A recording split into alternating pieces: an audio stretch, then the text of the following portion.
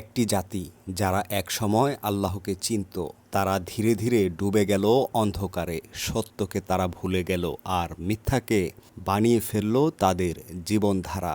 ঘোষণা করা হলো, আজ থেকে রাষ্ট্রীয় ধর্ম হবে এক মিথ্যা দেবতার পূজা, যার নাম বাল দেবতা।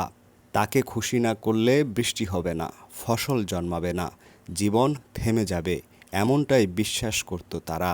আর সেই বিশ্বাস রক্ষা করতে মানুষ উৎসর্গ করত পশু, কখনো কখনো মানুষও। এমনকি সত্যের বার্তা নিয়ে যারা দাঁড়াতো সেই নবীদেরও দেওয়া হতো মৃত্যুদণ্ড। এই অন্ধকারের পেছনে ছিল এক শক্তিশালী শাসক, রাজা আহাব। তিনি শুধু একজন রাজা নন, তিনি ছিলেন মিথ্যার সবচেয়ে বড় সমর্থক। নিজের হাতে তিনি বাল পূজাকে রাষ্ট্রীয় ধর্ম বানালেন আর সত্যের আলো নিভিয়ে দিতে চাইলেন চিরতরে। কিন্তু যখন পুরো দুনিয়া ভুল পথে হাঁটে, তখনও একজন থাকে যে সত্যের জন্য দাঁড়ায়।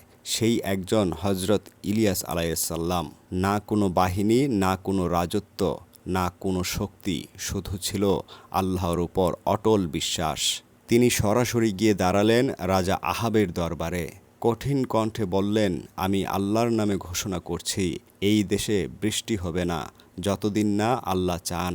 এবং শুরু হলো এক ভয়াবহ শাস্তি। 1 বছর, 2 বছর, 3 বছর, এক ফোঁটা বৃষ্টি নেই। মানুষ না খেয়ে মরছে, পশু মরে যাচ্ছে, পানি নেই, জীবন থমকে গেছে। কিন্তু অবাক করা বিষয়, তবুও তারা সত্যের দিকে ফিরল না, বরং তারা আরও বেশি করে ডাকতে লাগলো, বাল, বাল, বাল। আর এই সময় আল্লাহ তার নবীকে একা ফেলেননি।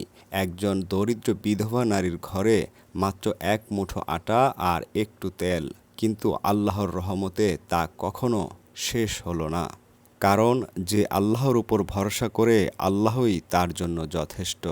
3 বছর পর আল্লাহ দিলেন নতুন নির্দেশ, এবার ফিরে যাও, মোকাবেলার সময় এসেছে। ডাকা হলো ইতিহাসের সবচেয়ে বড় দ্বন্দ্ব।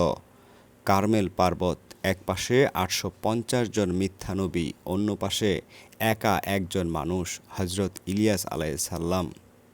চ্যালেঞ্জ ছুড়ে দিলেন তিনি, 2টি কোরবানি হবে, যার রব আকাশ থেকে আগুন পাঠাবেন সেই সত্য। সকাল থেকে দুপুর, দুপুর থেকে বিকাল, চিৎকার, কান্না, নাচ আর প্রার্থনা, কিন্তু কোনো সাড়া নেই। ইলিয়াস আলাইহিসসালাম বললেন, জোরে ডাকো, হয়তো তোমাদের দেবতা ঘুমাচ্ছে। এরপর এলো সত্যের পালা। তিনি বেদিতে পানি ঢাললেন, 1 বার, 2 বার, 3 বার, সব ভিজে গেল। তারপর তিনি মাথা নত করলেন, হে আল্লাহ, আজ প্রমাণ করে দিন আপনি একমাত্র সত্য ইলাহ। এবং আকাশ ফেটে পড়ল, আগুন নেমে এলো, পশু পুড়ে গেল, পাথর পুড়ে গেল, মাটিও পুড়ে গেল, এমনকি পানিও শুকিয়ে গেল। মানুষ স্তব্ধ। তারপর একে একে সবাই সিজদায় পড়ে গেল। আল্লাহই সত্য, আল্লাহই এক। এরপর নবী দোয়া করলেন বৃষ্টির জন্য। 6 বার কিছুই নেই, 7ম বার একটি ছোট মেঘ, আর মুহূর্তেই আকাশ ভরে গেল মেঘে। 3 বছর খরার পর নেমে এলো বৃষ্টি। এই গল্প আমাদের শেখায়, যখন পুরো পৃথিবী মিথ্যার পাশে দাঁড়ায়, তখনও যদি তুমি সত্যের পথে থাকো, আল্লাহ তোমার সাথে আছেন। কিন্তু এই বিজয়ের পরেও শেষ হয়নি পরীক্ষা। এক ভয়ঙ্কর শত্রু নিয়ে নিল প্রতিশোধের শপথ। রানী ইজেবেল। কি ঘটেছিল এরপর? কিভাবে একা হয়ে গেলেন নবী ইলিয়াস আলাইহিসসালাম? জানতে হলে পরবর্তী পর্ব দেখুন।